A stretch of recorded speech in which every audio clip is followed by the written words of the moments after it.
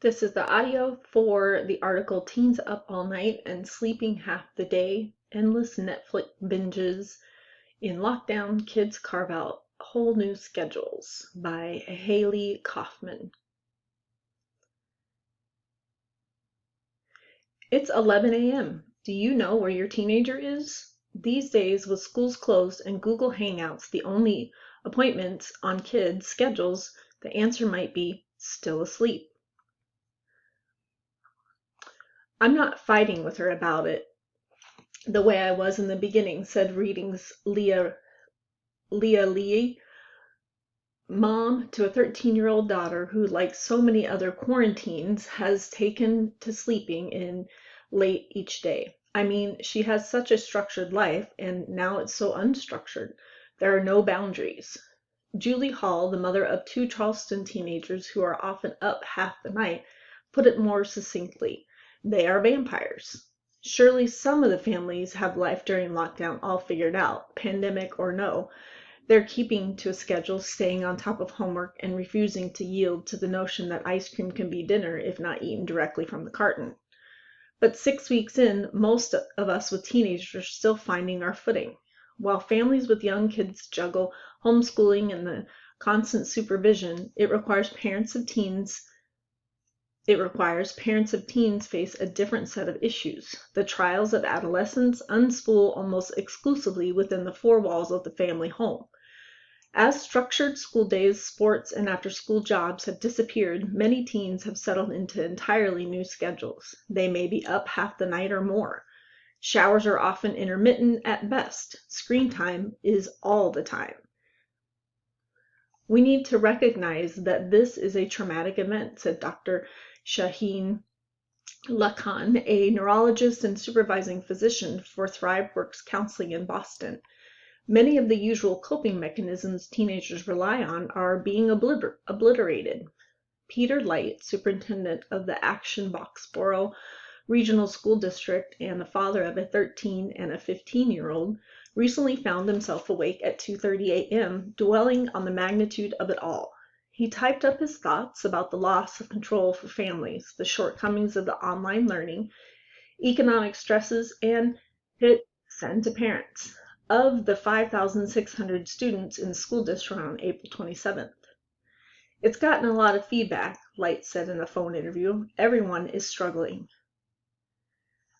We've had some really nice moments together on our weekends during the closure, Light wrote, describing hiking and bread baking adventures with his teenagers, but those Instagram moments feel few and far between when faced with a more personal reality, and those moments often give way to moments of frustration, anxiety, and fear. Ah, yes, the Instagram moments. Cloistered in our homes, social media has more than ever become our primary window into the lives of others. And when we know those curated tablias don't capture what the days are really like for other families, it can be easy to measure ourselves by them and feel like we're failing. True confession time. My two teenagers have turned half feral. Bedtime has shifted hours later, which means they don't roll out of bed until 10 a.m. or later on school days, despite my best efforts. With changing class schedules, it can be hard to enforce a regular wake-up time. Cheez-Its have become a food group. Anything academic takes a backseat to repeating viewing of Grey's Anatomy or another round of Clash of Clans. The other day, as I griped yet again about the general lack of hygiene and chores getting done, my 7th grader rolled her eyes. "Mom," she said, "it's coronation." The term of a favorite on TikTok and other social media platforms frequented by teens may not be so far off the mark.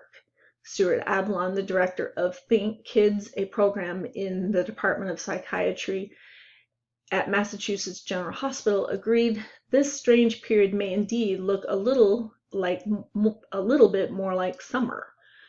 Ablon pointed out that even as most adults continue to work, the pace of life for many teens has slowed, the pressure decreased. Even in unprecedented circumstances, that's not surprising, nor should it be viewed as wholly negative. Yes, everyone is seeing their schooling interrupted. Some are missing out on important rites of passage like prom and graduation. And even small moments of independence that teens crave can be hard to come by. But as parents, he said, we need to collaborate with them to solve problems and focus on their mental health. We're not at our best right now, so trying to be too controlling is not the answer, Ablon said. They're doing the best they can under this situation. What kinds of silver linings are there? Seeing points of friction through a different lens can provide a lift for parents. Take sleep schedules, for example. According to experts, staying up later and sleeping in fits better with teenagers' biology. Optimally, teens need 8 to 10 hours of sleep a night. Their circadian rhythms tend to make them night owls, something early school start times and bus schedules can wreak havoc with during a normal academic year. This is a bit of a natural experiment, actually seeing how much sleep they need when the constraints of school time are eliminated, said Wendy Troxel, a senior behavioral and social scientist at RAND, who studies kids and sleep. While parents can and should set up some parameters for teens, and limiting screen time an hour before bed can minimize sleep disruptions, the altered schedules reflect a developmentally specific delay, she said. As for the non-stop Snapchats and FaceTimes, that too may be adaptive. With teens unable to see friends in class or hang out after school, they're relying on technology to connect with peers and maintain friendships. There are social reasons to stay up later, Troxel said. There are plenty of examples of new behaviors, even hobbies, emerging for teens during the shutdown. Governor Charlie Baker spoke emotionally about his daughter forming a book group with her friends as a way of staying connected. In Brookline, education consultant Beth Jones said her 15-year-old son has become something of a gourmet chef. Interior designer Anna Bonilla, mother of twin 18-year-old daughters and 16-year-old son, said each of her kids is handling life during the pandemic differently. One daughter works out with her friends on FaceTime while the other has been concentrating on drawing and painting. Her son has been playing a lot of video games, but he's also building things and working on projects with his father, Carlos, an engineer. Every now and then, you get the marathon binge watching or I don't want to get out of bed, Bonilla said. But I think we all have our ups and downs. If there's one thing a few parents would complain about, it's getting to spend more time with their teenagers during the shutdown. Finding family time can often feel impossible during normal school weeks, but now many families have found themselves sitting down for meals again, playing board games, having open-ended conversations. The other night, the four of us spent an hour debating on how we would survive a zombie apocalypse, so that was a new insight into their thinking I hadn't been privy to before, said Emily Norton, a member of Newton City Council, a mom of 3 boys ages 12, 14, and 17.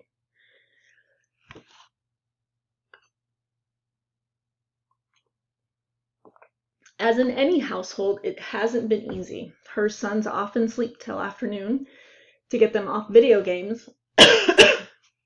She has had to unplug and hide the router. On Easter, a game of basketball being played indoors ended up with a trip to Newton Wesley Hospital for a minor finger injury. Norton said she feels fortunate that she has a job right now and that her family is healthy, but it can be a slog. Overall, like everyone else, she said, I'm ready for this to be over.